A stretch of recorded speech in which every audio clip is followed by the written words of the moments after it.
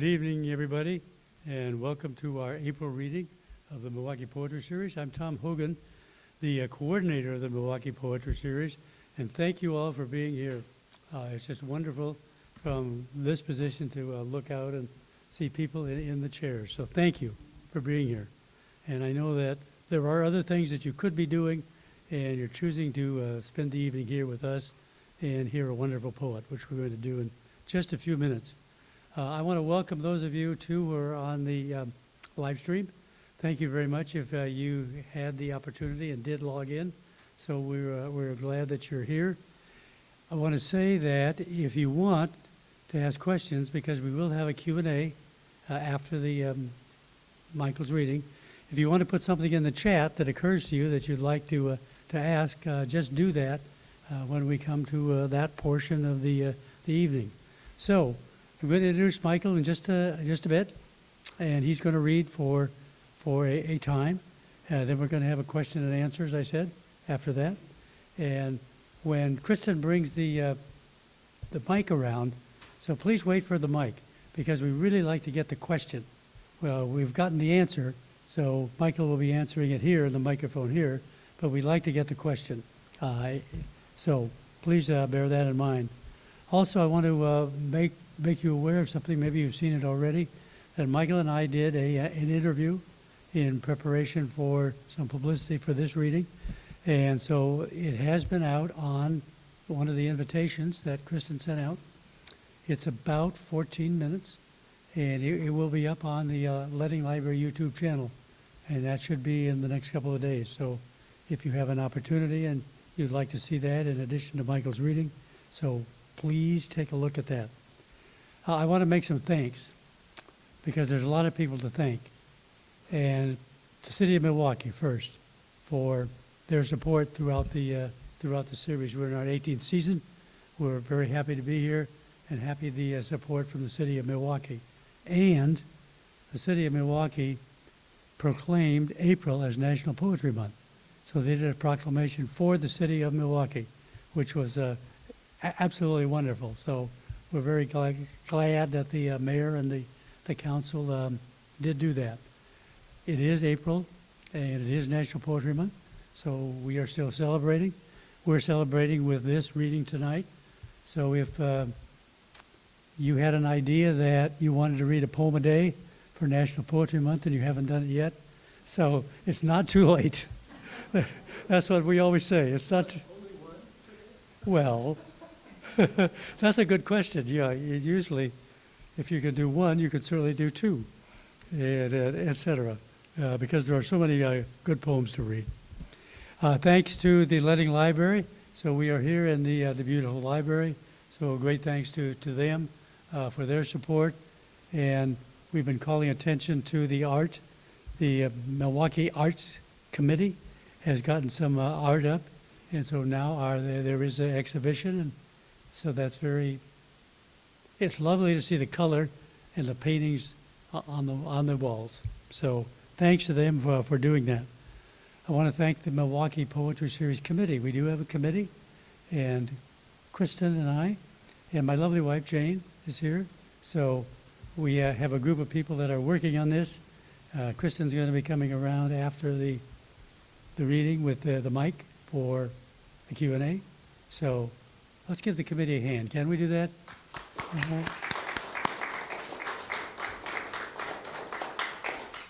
Thank you very much. And finally, thanks to Willamette Falls Media and Corey. Corey is our technician tonight, so he does a great job. Thank you for being here. He's the one that is making the live stream and the sound and everything go. So let's give Corey a hand, too. Thank you. A couple of things I want to say.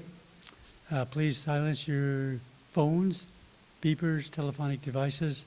That would be great. And I want to call your attention to the contest. There's a writing contest that the Clackamas Literary Committee is sponsoring. It's running this month.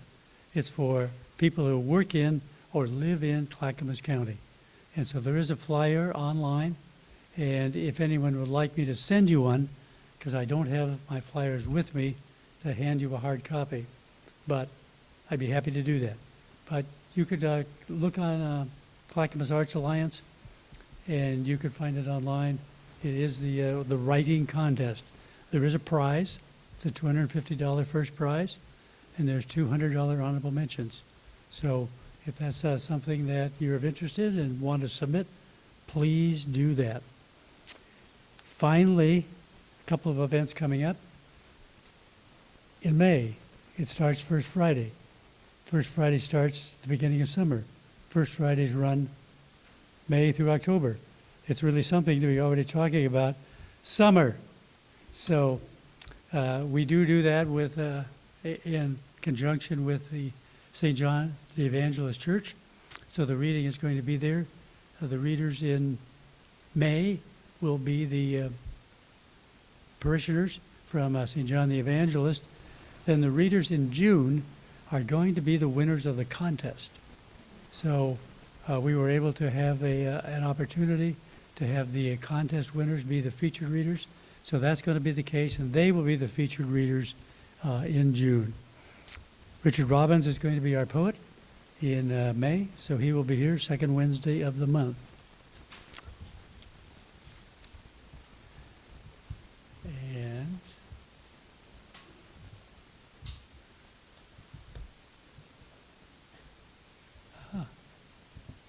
here it is. Good, I got assistance. We talk about teamwork. So that was teamwork. I'm very happy to introduce our poet tonight. I've been looking forward very much to his reading. Michael was born and raised in Portland, Oregon. A graduate of Stanford University, he completed an MA at the University of Virginia and a PhD at the University of Oregon with a dissertation on ecological views of landscape in American literature. He taught literature and writing at Portland Community College for 35 years, particularly courses in nature and landscape writing, Native American literatures, eco-cosmocomposition, and editing and published. He has published 2 books of poetry, The 100-Year House and Gnarl Ridge. They're both available for sale over there. For 20 years with Bill Siverly, he co-edited Windfall, a journal of poetry of place, which featured poetry of the Pacific Northwest. He also edited the newsletter of Trail Keepers of Oregon. His prose about nature and landscape writing has appeared in the anthologies The Eco-Criticism Reader, Reading the Earth, and 50 Key Thinkers on the Environment. Wow, what a resume. Thank you for everything that you've done, Michael. Would you join me in welcoming our poet this evening, Michael Mcdowell.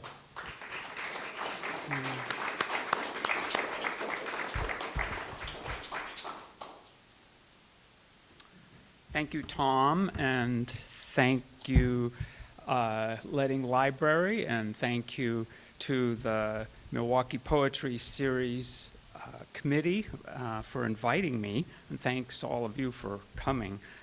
I'll be reading poems from my most recent book, Gnarl Ridge, and then 1 or 2 poems from The 100-Year House, my first book, and then some more recent poems. Gnarl Ridge is mainly a book about walking, both urban walking and mountain walking, and backpacking as well. Mountain hiking, really, I make the distinction. Most of those poems are set in the Cascades of Oregon and a few other places for the mountain poems, and then for the walking urban poems, they're set mostly in the Portland area. So I'm going to start with a mountain hiking poem. It's called Ultralight Backpackers. Ultralight backpackers try to pack as little as possible in their packs, which I do too when I go backpacking, but not as thoroughly as this, so it's fun to poke fun. They brag like 6-year-olds. My base weight is lighter than yours. It's no longer just sawn off toothbrush handles and margins cut off topo maps. Now it's a single titanium pot to boil water for a freeze-dried meal eaten from the bag with a titanium spork. Still hungry? Drink some olive oil. Goodbye, white gas and Optimus cook stove with your brassy good looks and fiery roar. Denatured alcohol in a soda can bottom now quietly heats the water to rehydrate the food. 5 squares of toilet paper a day. Who needs more? Flashlights stay home. Hands-free headlamps the size of horse chestnuts grow from foreheads to create all the necessary glow. Ditch the tent. A tarp's all you need. And the mosquitoes? Sleep with a head net on. Wear earplugs so you don't hear them. Camp on ridge's windward side. The ultralights breeze past on the trail, swift as trail runners, as we plod onward, weighted with what's needed for the wind, rain, impalings, burns, and fractures my daughter and I might suffer. Instead of water bottles, they carry plastic bladders which can curl into the size of a cigar with the weight of a butterfly. They flutter past into a carefree dream of eternal sunshine, warm breezes, and soft starlit nights.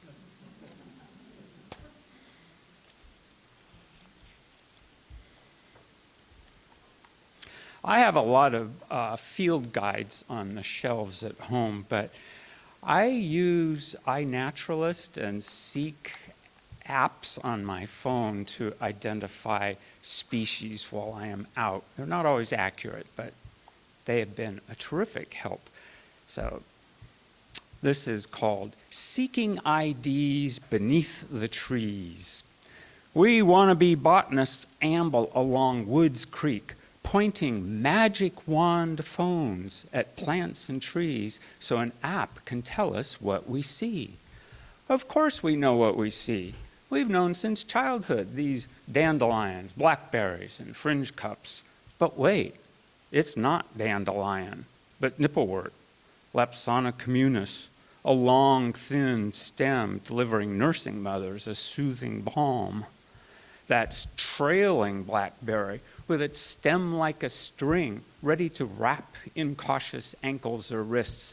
Berries so loved by bears, it's Rubus ursinus. And now I've confused fringe cup with youth on age, told Mia Menzizi. Daughter plants piggybacked on the older stem to produce a vertical lineage. In the half shadows of the late spring woods, we traipse like truffle hunters with eyes on the ground till our seek and find app tells us what we've found.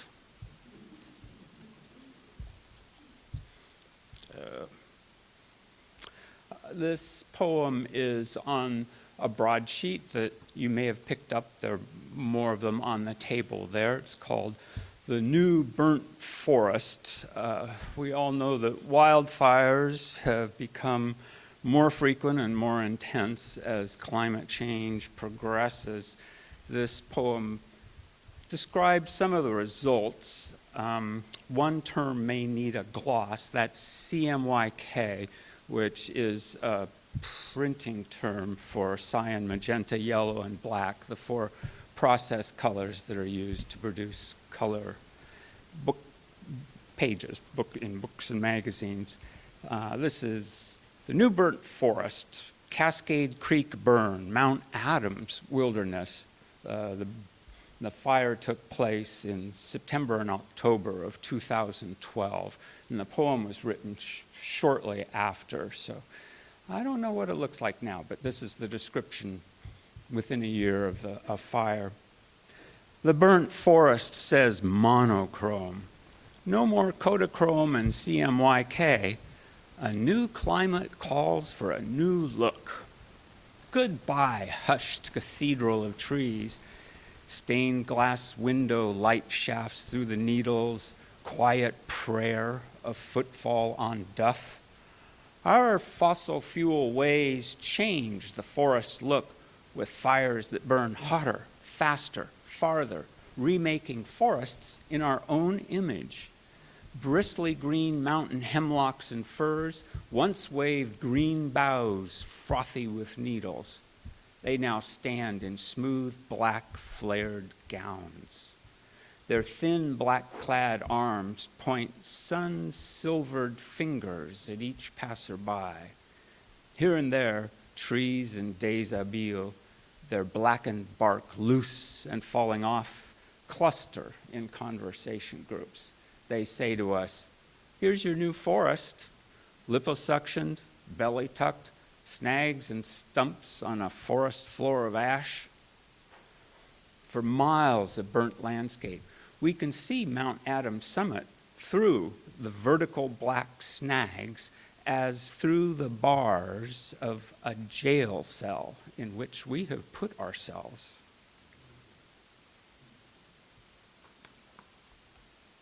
The next poem has one term in it that may need a gloss. Terpenes are substances that trees give off, creating the smell of a forest. Coniferous trees, especially on a hot summer day, give off really strong smells. The poem is a response to a student that I was talking about hiking with in a conversation. What do the woods do to you? You don't hunt? You don't fish? You don't ATV? What do you do when you go into the woods? An 18-year-old student. Better to ask, once in the woods, what happens to you? What do the woods do to you? Terpenes of hemlock, noble fir, or cedar on a hot day send smells that lift your head off your shoulders. Heady wind across a hillside of sage inebriates as surely as a cloud of poppy smoke. The trail at every step threatens to trip with rocks and roots, rubble and mudslicks, fallen branches, twigs, and sticks to make you pay attention to the tread. Woods shower you with a show of power, the snapped trunks of thick trees, a gust of wind as you round a rock face, the push off balance of a glacial melt stream. Certain terrain raises hairs along neck and arms, cross a scree of vision quest pits crusted with lichens and algae, and you feel the presence of flowing energies. Woods shake you free of everyday comfort. Rocks enter shoes, cold shivers your spine, branches scratch arms, burrs attached to socks, sunscreen sweat stings eyes. Evidence of death forces contemplation. Ghostly trunks of dead white bark pine, the rib cage of deer, scattered feathers and beak of bird, an owl's vomit of fur, bones, and teeth of a mouse. Stand still. A varied thrush sounds a single note. A strand of spider silk undulates in the breeze. A creek burbles. The woods empty your mind of everything but this wild world.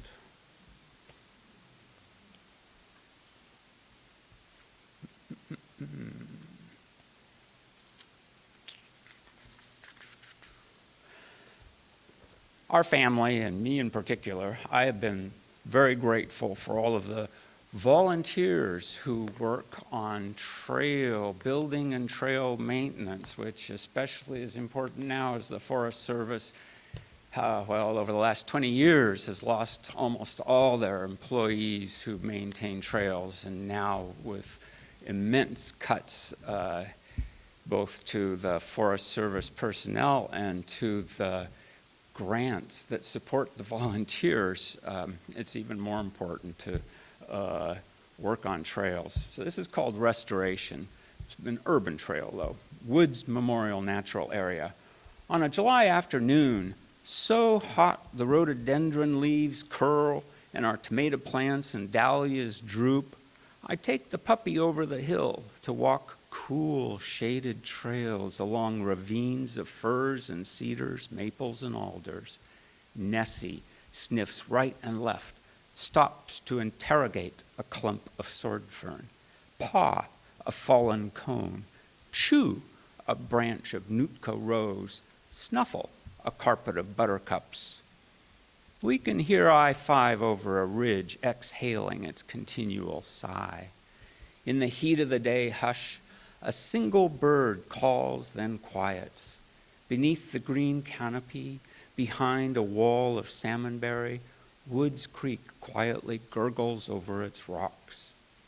Long ago I brought my children here when a slimy creek slid around old tires and bumped against chunks of concrete and crumbled bank, which clogged its raw orange clay throat. We dodged clawing arms of blackberry, climbed over roots of upended trees, skirted seeps and sodden trail, and leaped the creek. English ivy smothered trees and slopes. After 20 years of activism, grants, and volunteers, now thimbleberry, Oregon grape, and foam flower cloak the slopes. Salmonberry and Indian plum hold the stream's banks and cool its riffling waters. The puppy pauses on a crib wall high above the creek, then bounds along a boardwalk, peers through cedar fence rails. We stop on each footbridge for the damp air of creek bottom to wash over us, welcome as an ocean breeze. And a childhood poem. One of the problems that Robert Michael Pyle and others have pointed out is that children today don't really have unlandscaped areas where they can go and wreak havoc on trees and plants and things, where all children are supposed to only look. And if you're not engaged actively, there's something missing from a child's education. So this is my childhood. Whacking brackens, Pteridium aquilinum, brackens. They grew as tall as our 8-year-old bodies, filling the small clearing bordered by maple saplings. For Townie and me, they became pirates, cattle rustlers, bank robbers, grizzly bears. We strode among the bracken ferns, arms swinging, our stick swords singing. Whack, whack, their spindly spines crumpled, and fronds flew right and left. They always returned the next year, more numerous and glorious and tall. More attacks, more whacks, more dead, demoted from understory to ground cover. Hillside woods between our houses gave us a world to lop, carve, sculpt, reconfigure. Trees to climb, trails to run, dirt to dig, bugs to collect, seasonal creek to dam. Lucky the kid able to whittle a childhood from nearby woods of decaying logs, scrappy weeds, rocky slopes, vacant lots, ditches, left alone landscapes.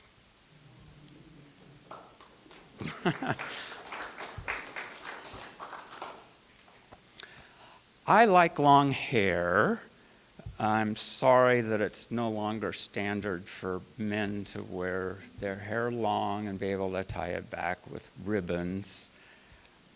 I always like to see how long hair flows like water. So this is called waterfall hair for Janice, my spouse, who is out of town this week, unable to be here. I like the way long hair flows, as when ocean waves crash on fishing rocks. Strands of water glide every possible channel through basalt back to seething surf. 30 years ago, your newly shampooed hair cascaded around your delicate ears and neck, down your back as you rinsed, astounding and mesmerizing me, as did water rolling a foot thick over the lip of a gorge falls in a thundering soft curve of 1,000 gleaming strands. Now, months into the pandemic, barbershops closed, hair salons closed. Everyone's hair grows and grows. we see Albert Einstein uncombable, radiating hair.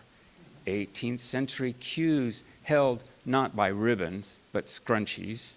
Self-inflicted 1980s mullets.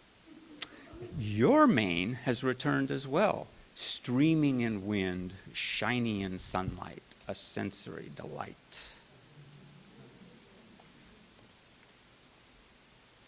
So this poem was a challenge to not depend totally on the sense of sight on a walk. It's called Night Walks.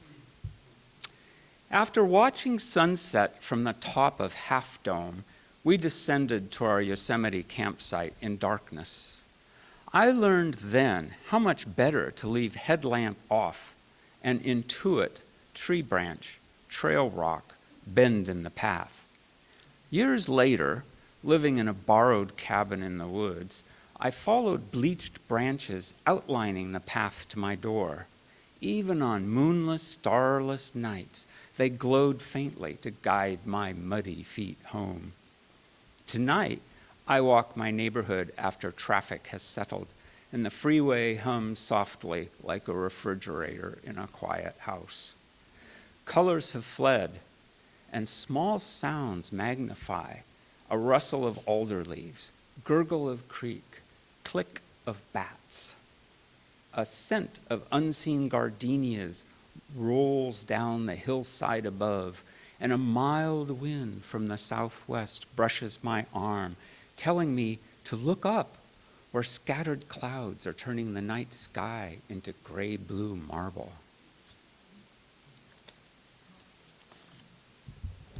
And a poem from The 100-Year House.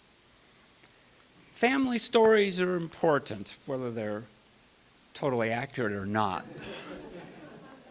They create an invisible landscape that those who have heard the story superimpose upon the more factual sensory landscape, and making the whole world richer.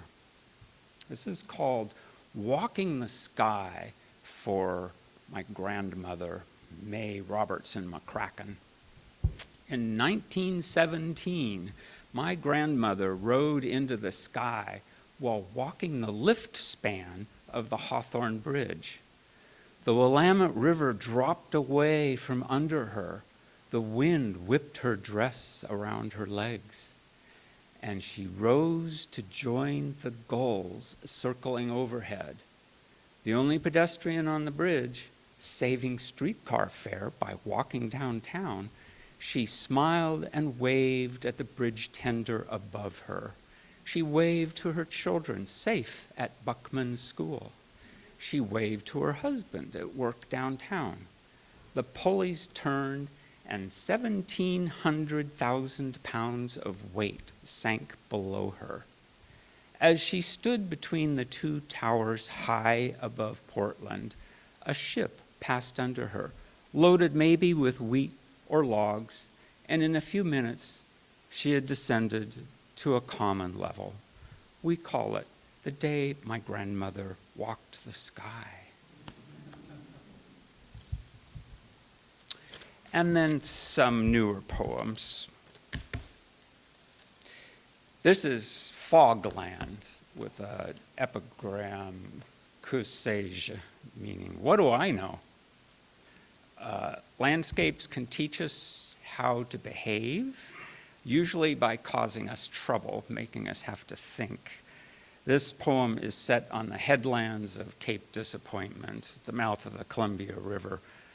And in this instance, the lesson may be something useful in this time of misinformation and political division. Fogland. The fog hovers over the coast, a giant hand, palm downward. Gray fingers descend over the headland, comb through spruce and pines. Gray seas merge into gray sky, the horizon line anyone's guess. The day a timeless gloaming, colors dimmed, shapes indistinct. I hear but don't see muffled waves battering basalt below. Sense, but don't see trees, shrubs, and rocks. Forms appear and dissolve in the gray. As I slip on mud and stumble over logs, I feel grateful to fog, an antidote to certainty, a caution to be less confident of what we see.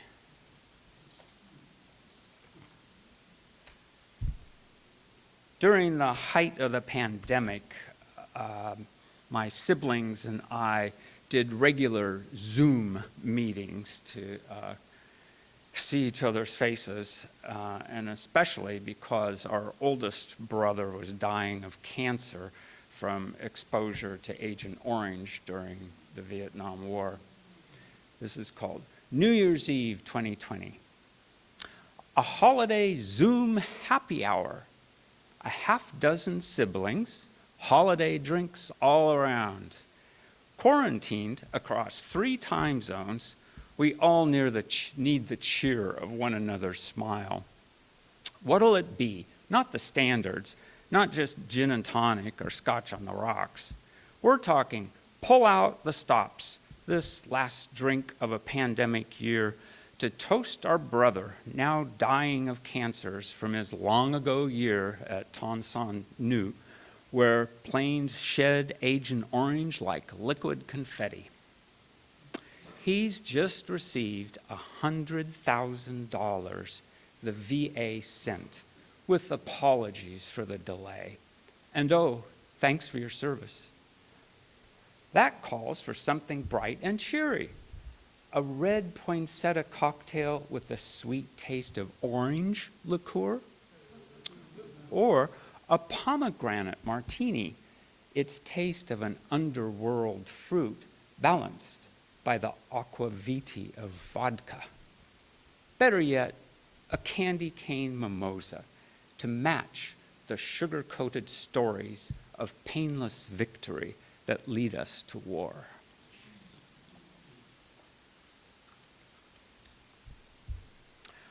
I was diagnosed with prostate cancer 3 years ago.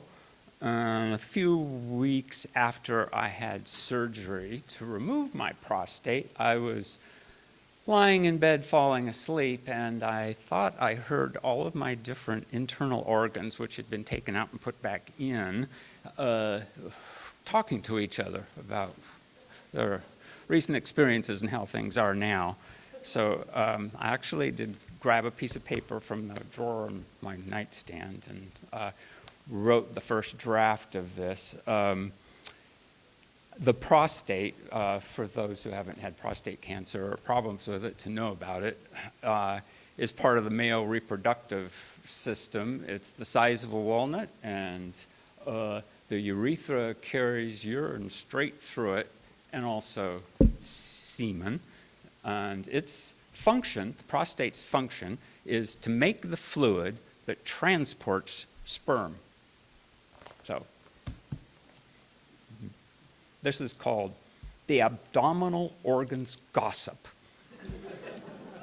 after the radical prostatectomy. Hey, it's just not the same with the prostate gone, the penis said to the intestines. We were good friends. We had good times together. The colon piped up. I kind of like it. More room. He always crowded things. It was getting worse every year. And such a braggart, said the appendix, always boasting about how his semen could repopulate the entire world, as if he'd ever have such a chance. Yeah, said the liver, he was so loud we could hear him way up here. And his stories were always so lewd. With him, everything was sex, sex, sex. I'm glad the garbage mouth is gone. That's not the worst of it, said the urethra. He was practically strangulating me. Years ago, I could send out a stream like Niagara, but lately, he's pressed me so hard, I've had to work 3 times as long just to pee a measly little stream. Good riddance. And those tumors, said a lymph node, nasty friends he invited to live with him. Did you ever hear them whispering among themselves? I could hear them talking all night. They weren't planning to stay put. Those no-goods wanted to sneak out and attack each of us. They'd wreak havoc everywhere they could. I don't know, said the bladder. I'm not totally happy the prostate's gone. I lost my sphincters when he left. And now I dribble all day. I'm just not myself anymore. There, said the pancreas. It'll get better. Just wait, you'll see. We're all better off without him and his friends.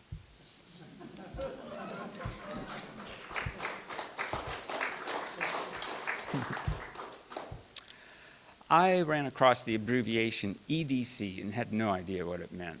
And when I looked it up, a whole world of preparation for the apocalypse or for every kind of disaster opened up to me. So this is called EDC, Everyday Carry. For some people, EDC means a Glock 48. But for me, it's a Waterman expert with brass barrel holding a milliliter of Noodler bulletproof ink. To my son, everyday carry means a pocket knife, a French laguiole with thumb-studded blade. I prefer a little Swiss Army knife with toothpick, tweezers, and scissors. EDC also means the wallet, keyring, and cell phone, which open doors for us throughout the day. Though our heads carry the more important keys, the passwords for living an everyday life. Some everyday carry pockets bulge with multi-tool, notebook, flashlight, compass, and Bic lighter, ready for power failure, earthquake, hurricane, tsunami, terrorist attack, military airstrike. My everyday incontinence pad in back pocket, necessary since I everyday carried cancer, reminds that like everyone, before long, I must re-enter the darkness that rounds our life with no EDC.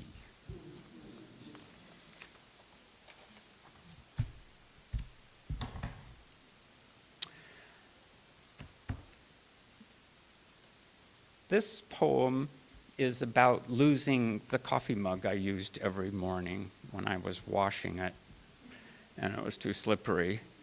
I've added one phrase, which maybe you'll be able to pick out to bring it up to date. Goodbye, favorite coffee mug. Goodbye, snow-capped mountains, geese in flight, conifers rising through fog, you who day after day silently contained my fresh-brewed French roast. All I did was scour the soapy insides, and the cup popped apart, shards flying. Goodbye, coffee mug of 1,000 mornings, gift of my daughter many years ago. A severed bird's head flew to the counter. A snowfield separated from the mountain. Trees fell jackstraw jumbled into the sink onto pieces of sky and fog. Hello, new cut on my knuckles where broken ceramic gouged a path. Perhaps a scar will help me recall snowy mountains, foggy spruce, and flying geese, while I sip my coffee in plain ceramic and ponder morning's news of glaciers melting, ice breaking up, drought-stressed trees on fire, federal workers fired, how quickly things fall apart.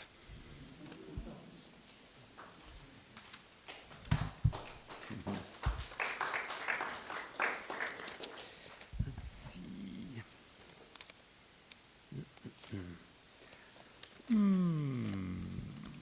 And here is another topical poem, not intended to be topical, except for its dedication to our new Secretary of Health and Human Services.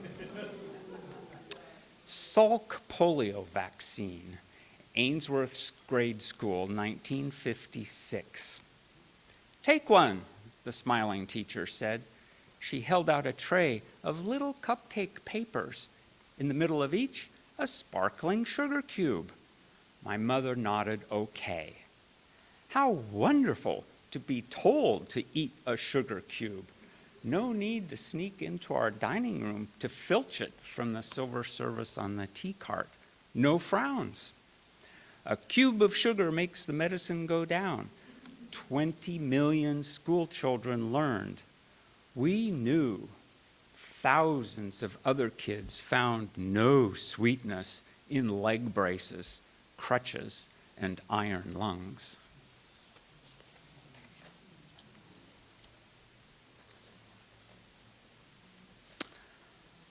We have an old pendulum clock on our mantle in our living room now that my great-grandfather bought in Iowa in 1863.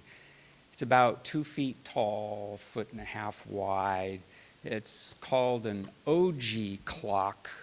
They were inexpensive in the 1800s. They started becoming popular in the 1820s and kind of faded in popularity in the 1920s.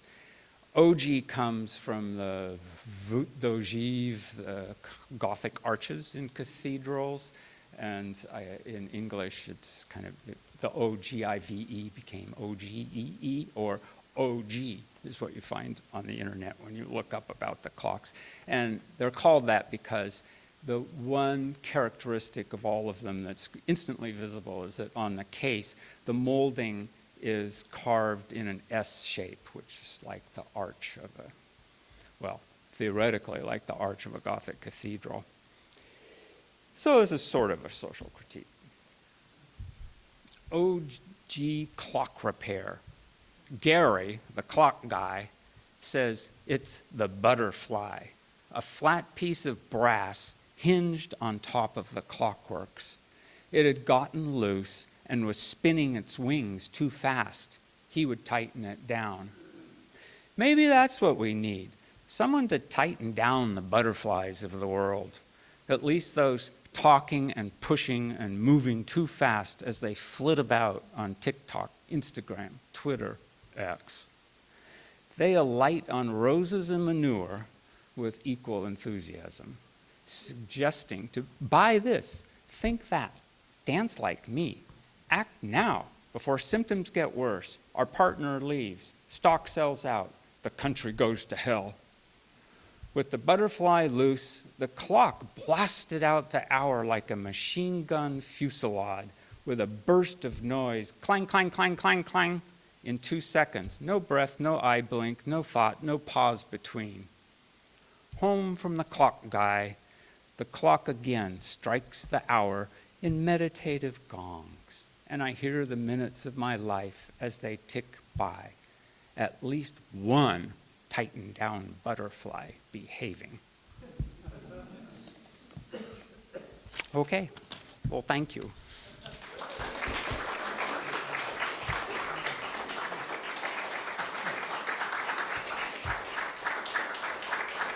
Wow.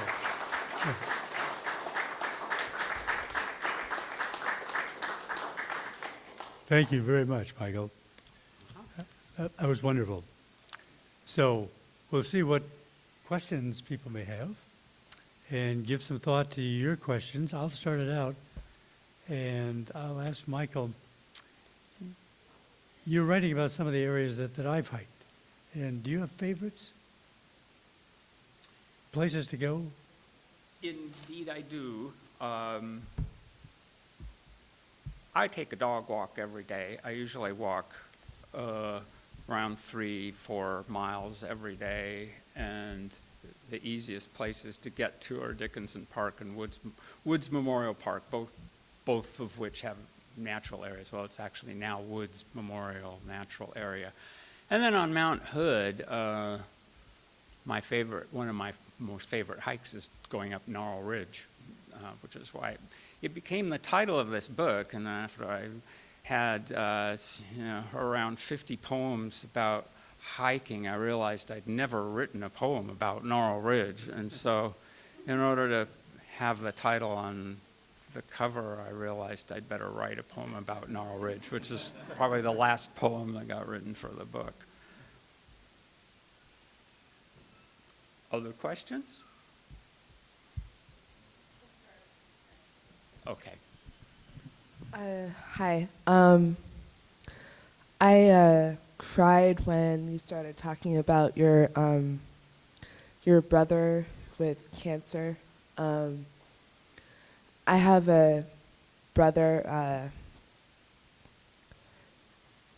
He has terminal lung cancer, and he has a little girl. And he's having a really hard time. I just need some advice.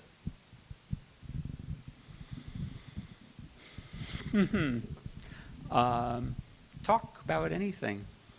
Don't compare. There's a book by one of our Portland authors,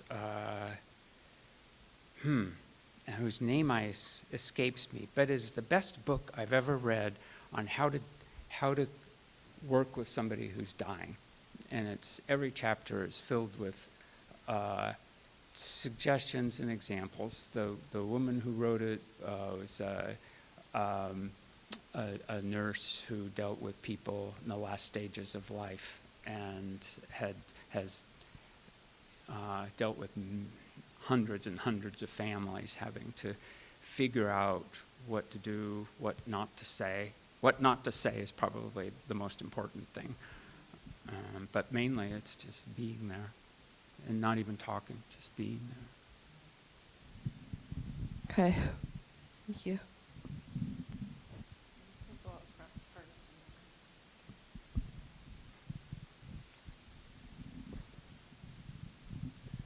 Michael, I may have been starting backpacking about the time you did. We're at the same age. Uh-huh. I blew my knees out soon enough. So my last backpack trip was in the year 2000, before there was cell phone service in the mountains. And I would ask you to compare the experience between hiking with a live cell phone and hiking without it. Well, most of the places I hike don't have cell phone service. Yeah, and so I don't use iNaturalist anymore because every time I would use it, take a picture and ask what it was, it said there's no service. And so I never got an answer. Seek, which iNaturalist developed for children, is totally self-contained in the phone.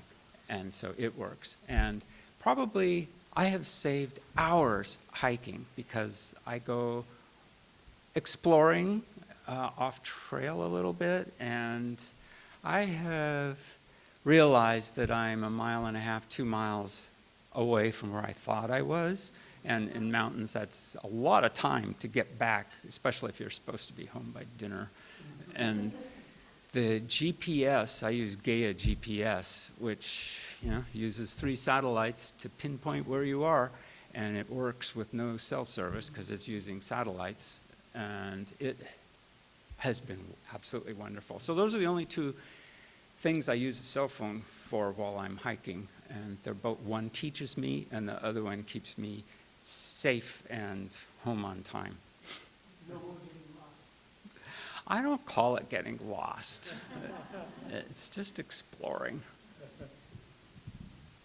Good point.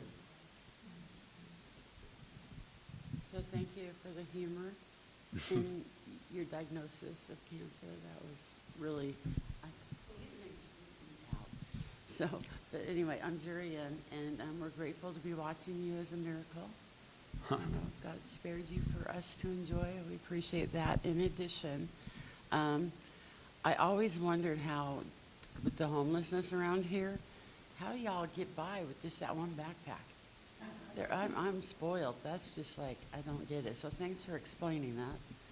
And we're grateful you're here. I had my brother and my best friend, his best friend, diagnosed with prostate cancer, and they too had to go through what you did. It's not pleasant.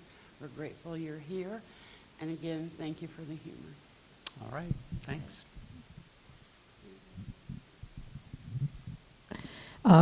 Thank you so much. I'm a backpacker. This is the best poetry reading I've heard in forever. The last time I went backpacking, I was by myself and broke my ankle. So I used my cell phone. Once every 2 hours, I dialed 911, nothing. And then at 6:30 at night, after my rescuers had arrived, they said, "Are you the injured hiker?" So rumor got out, I guess. But I'm grateful that I got found, and I haven't done much backpacking since, but I'm not allowed to go by myself anymore. So did you do a lot by yourself? I have never gone backpacking by myself.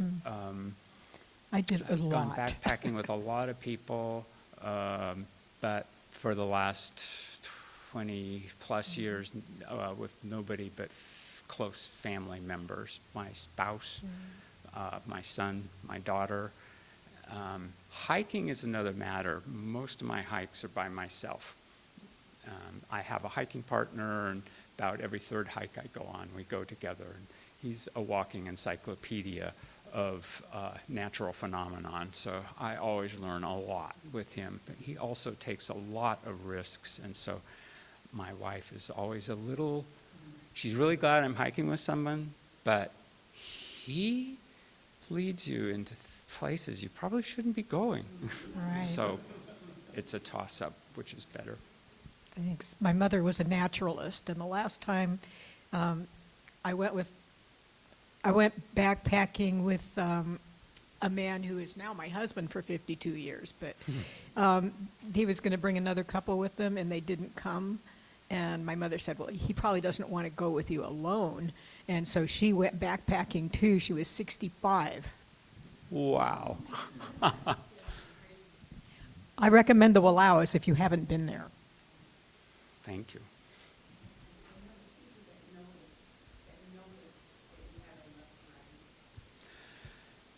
Yeah, they did. My question was when he was in elementary school or in middle school, did he have a teacher that recognized his love of writing or that pointed out to him that he had a talent? One of the poems I am writing right now is about holy cards, because I went to Catholic grade school and we got rewarded with butterscotch hard candies, but what we really wanted were those holy cards, which were like baseball cards only with saints on them. And if you wrote really good stuff, you got a holy card. And so I collected a lot of holy cards, and that's kind of what told me. Learned a lot about different saints. So. Where did you go to grade school? St. Thomas More Grade School.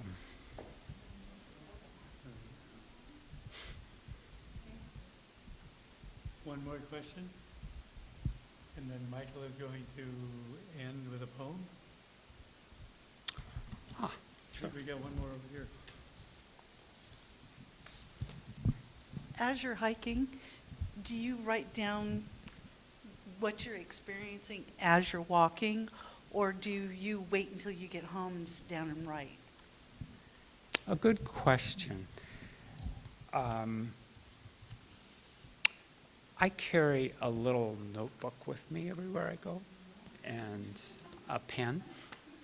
But when I'm hiking, I take a sheet of yellow legal paper and fold it over and put it in my front pocket and take notes on it, which are almost illegible if I don't recopy them the same day or the next day and then develop them. My hiking partner, on the other hand, can walk while he's writing. And I don't know how he does it, but he's constantly writing. I have to stop every time. And so I can get everything on one sheet of paper for a 6 or 7 hour hike, but that's my practice. For my birthday this year, my daughter gave me little notebooks that are waterproof. It's waterproof paper. You can't write in ink on them. You have to write with a pencil, but it's because it's raining all the time, and I take notes. It's Oregon, yeah. Okay, a poem, a last poem. Let's see.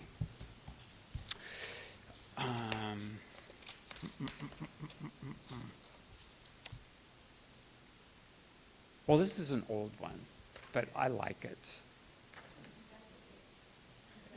It's on the theme of the last few poems I read. It's set before Metro started handing out countertop compost bins to put your kitchen scraps in. We had a worm bin in our carport with trays that we put worms into and we put the scraps into.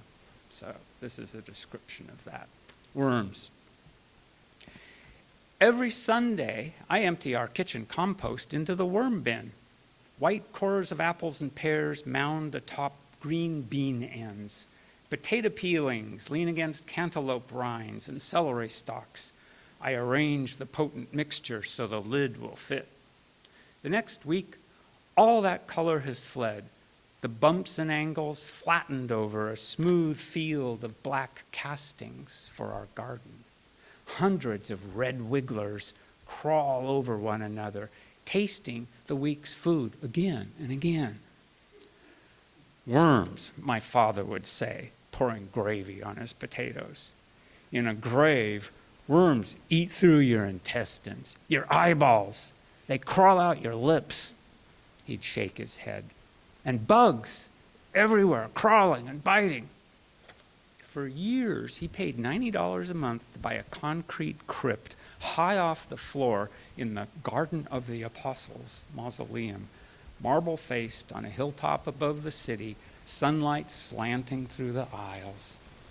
After embalming fluid replaced his blood and he lay in a blue cloth particle board casket, I placed my hand on his forehead, as impenetrably cold and hard as the marble mausoleum walls. 16 years later, on a chill November day, we reopened his crypt to roll in our mother. His casket lay still in the silent shadows, its pale blue cloth intact, not a worm or bug in sight. The cemetery workers recaulked and bolted the crypt closed. We went home to our everyday lives and told our children, bury us unembalmed and underground. We have worms to feed and gardens to grow. Thank you.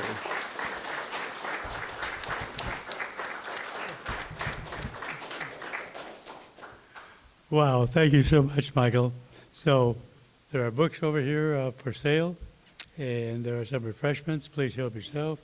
That's what they're for. If you want to take some with you, that's fine. Richard Robbins is going to be here in a month. So we'll see you then. Thank you all for being here. Yeah.